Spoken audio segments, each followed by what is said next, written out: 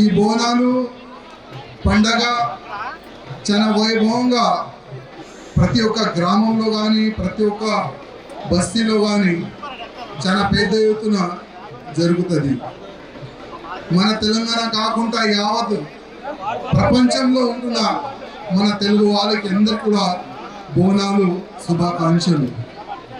అదేవిధంగా సింహవాహిని ఈ గుడి ప్రాంగణంలో వచ్చి అమ్మవారి దర్శనం చేసుకున్న తర్వాత నేను అమ్మవారికి ఒకటొక కోరుకున్నాను, అమ్మా యావత్ భారతదేశంలో ఉన్న ప్రతి ఒక్క హిందువుల పైన మీ ఆశీర్వాదం ఉండాలి.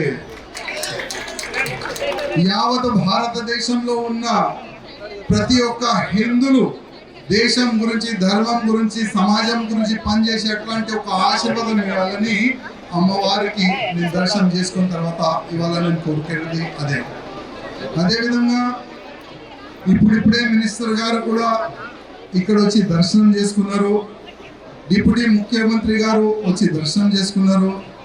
అదేవిధంగా మధ్యలో మా మినిస్టర్ గారు నాకు ఆపి ఒక మంచి మాట అన్నారు, రాజాసింగ్ మేము ఏ పార్టీలో ఉండి కానీ ఫస్ట్ ఒక మేము హిందూ, గౌరక్షణ మీ లక్ష్యం ఏ విధంగా ఉంది అదే లక్ష్యం మాది కూడా ఉన్నది. అదేవిధంగా మంచి ఒక మోడల్ గౌశాలను మేము కట్టడానికి ఒక మంచి మేము ప్లాన్ చేసుకున్నాము, దానికి మీ సహకారం కూడా ఉండాలని మా మినిస్టర్ గారు మేము మినిస్టర్ గారికి ఒక మాట అన్నాం.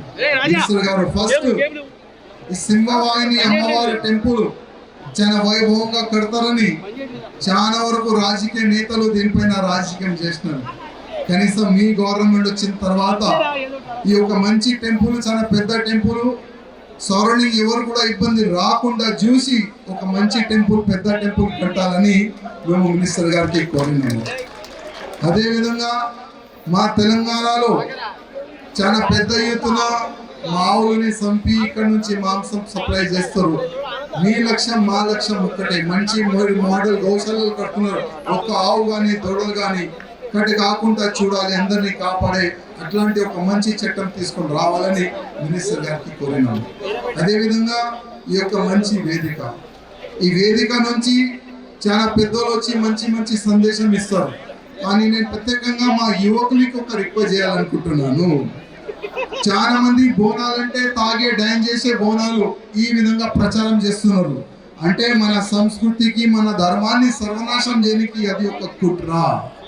బోనాలంటే తాగే ఆడే బోనాలు కాదు, బోనాలంటే అమ్మవారికి పూజ చేసే బోనాలు. నైవేద్యం పెట్టి మనం అమ్మవారికి ఒక మాట మనం కోరుకుంటాం, అమ్మ మంచి పొలాలు కావాలి, వర్షం పడాలి, ఇట్లాంటివి కూడా రోగం రాకూడదు, మేమందరం మంచిగా ఉండాలని అమ్మవారికి మనం మొక్కుకుంటాం, అదే బోనాలు. కానీ చాలా వరకు ఎన్నో సంవత్సరాల నుంచి ఒక కుట్ర జరుగుతుంది.